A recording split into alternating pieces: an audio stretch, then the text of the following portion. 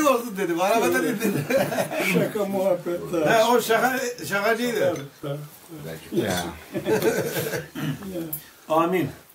Euzubillahimineşşeytanirracim. Bismillahirrahmanirrahim. Amin. Elhamdülillahi Rabbil alemin. Amin. Ve salatu ve selamu ala Resulina Muhammedun ve ala alihi ve sahbihi ecma'in.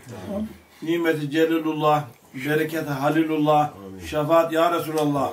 Devamı devlet, nasibi cennet, hanene bereket, Allah'tan imdat, peygamberine şefaat, kalanlara selamet, geçmişlerimize rahmet için, yiyenlere afiyetin ve Allah rızası için.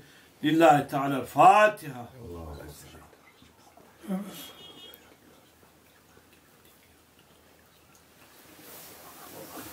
Kesenize bereket. Duada su 40 kaşık yemen gerekiyor diyor.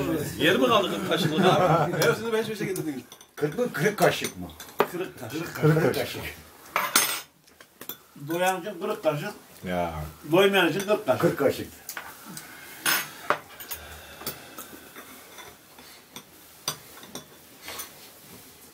Hemen şöyle yapardım. Evet. Aldı mı? 77-78'lerde geldi bu adam buraya. Bu 77-78'lerde geldi. Çekilmiş bu resim. Ha, 77-78'lerde iri bir adamı da sarımsıl bir yüzü vardı. Evet. Sarımsıldı. Sabah da konuştuk babamla da. O geldi. Adresler. Mola. Çekedin kolu. Dernekler varmış orada adresler o. Adreslerim var. Ha.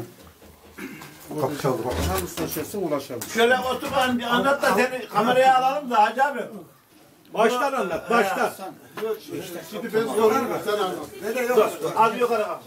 O önemli. Biz kendimiz yaparız. Şuraya gel. Amca, küçük Ali neden kalmış? Sana nasıl anlatmışlar onu bir anlat bize. Bunlar iki kardeş. Ses alıyor musunuz? Takayın. Durmuş ses al. İbrahim. İyi bilirim onu. Babamla komşulardı. Bunlar iki kardeş gelmişler bir dağ dibine. 80 dönüm tarlaları varmış kırmızı toprak. He, doğru. Doğru. Oraya bir ceviz ağacı ekmişler, bir de kavak ekmişler. Evet. Hala kavak budanırmış. Evet. Duydum ben. Geçen Bu da sene sırtını orada. gibi. Ceviz, 2 kişi, 3 kişi kavuştu muydu ceviz ağacını? Evet. Böyle büyüyormuş. Oraya çıkınca şimdi Elif çamaşır yıkarmış. Açıkça konuşalım. Şallahun derede. Tamam, Elif kim? Elif kim? Elif, Topal Osman'ın kızı. Kızı. 7. çocuğu. Yahut büyüğü küçüğü.